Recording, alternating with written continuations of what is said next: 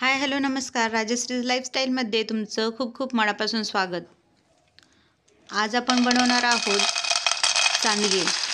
काही ठिकाणी याला सांडगे म्हणतात, तर काही ठिकाणी मिश्र डाळींचे वडे असे म्हणतात. उन्हाळी साठवणीतला हा दुसरा प्रकार आज आपण पाहणार आहोत. रेसिपी सुरू करूयात. तर या ठिकाणी मी हरभऱ्याची डाळ, मुगाची डाळ आणि मठाची डाळ अशा 3 डाळी एकत्र करून भिजून घेतलेल्या आहेत. हरभऱ्याची डाळ ही वेगळी भिजू घालायची आहे आणि मुगाची आणि मठाची डाळ वेगळी भिजू घालायची आहे. हरभऱ्याची डाळ 2 वाट्या आहे, तर मुगाची आणि मठाची डाळ ही प्रत्येकी 1-1 वाटी आहे.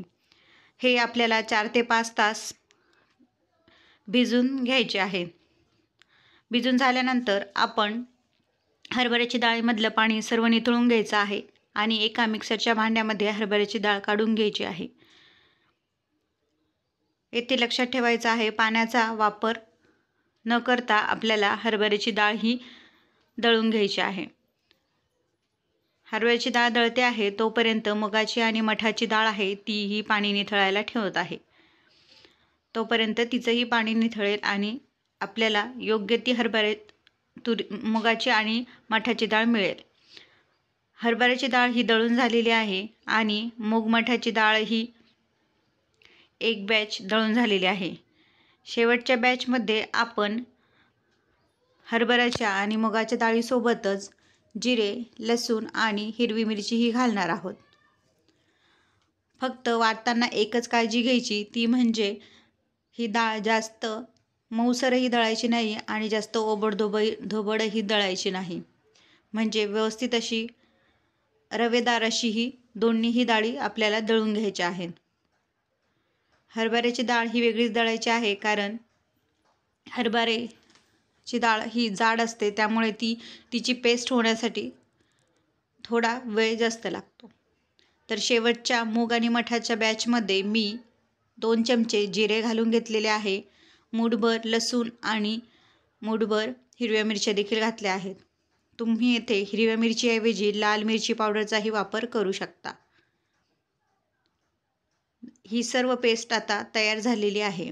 या पेस्टमध्येच आपण हिंग पाव चमचा, हळद अर्धा चमचा आणि चवीनुसार मीठ घालून घेणार आहोत. आता हे सर्व जिन्नस आपल्याला डाळींसोबत व्यवस्थित एकजीव करून घ्यायचे आहेत. जोपर्यंत आपण हे सर्व एकजीव व्यवस्थित करत नाही, तर हळद आणि मीठ सगळ्या मिश्रणाला लागणार नाही.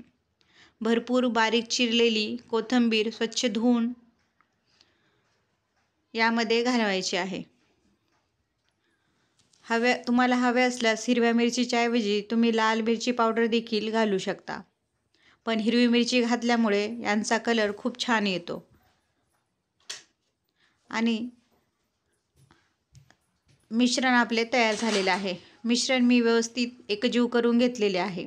एक स्वच्छ कपडा घेतलेला आहे, त्याच्यावरती प्लास्टिक अंथरून घेतलेला आहे. तो प्लास्टिक देखील स्वच्छ कपड्याने पुसून घेतलेला आहे. प्लास्टिकला तेलाचा हात किंवा पाण्याचा हात लावण्याची अजिबात गरज नाही. फक्त स्वच्छ कपड्याने प्लास्टिक हा पुसून घ्यायचा आहे. त्याच्यावरतीच वडे घालायला सुरुवात करायची आहे. तुम्ही इथे पाहू शकता, मी थोडं थोडं मिश्रण घेऊन वडे तोडत आहे. अगदी मधल्या हातामध्ये हे थोडं थोडं मिश्रण घ्यायचं आहे आणि अंगठ्याच्या साहाय्याने पुढे पुढे लोटत देखील तुम्ही हे करू शकता.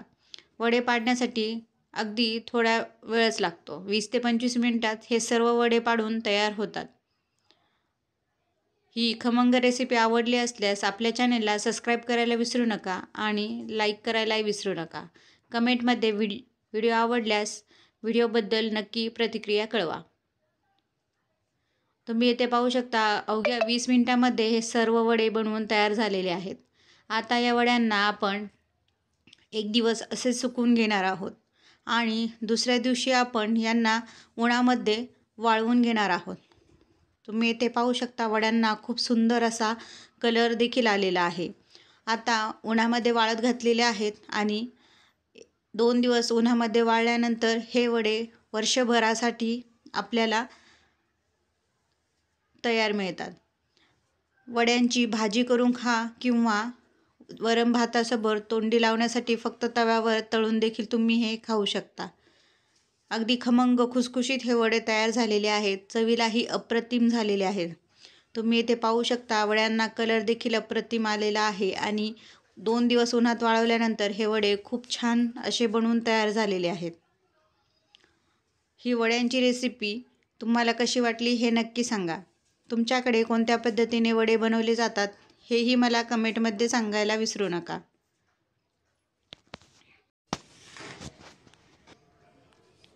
तुम्ही येथे वड्यांचा आवाज देखील ऐकू शकता की वडे किती कुरकुरीत झालेले आहेत आणि त्यांना कलरही किती सुंदर आला आहे. परत भेटूया नवीन व्हिडिओसोबत, नवीन विषयासोबत. तोपर्यंत सर्वांना बाय बाय. Take care.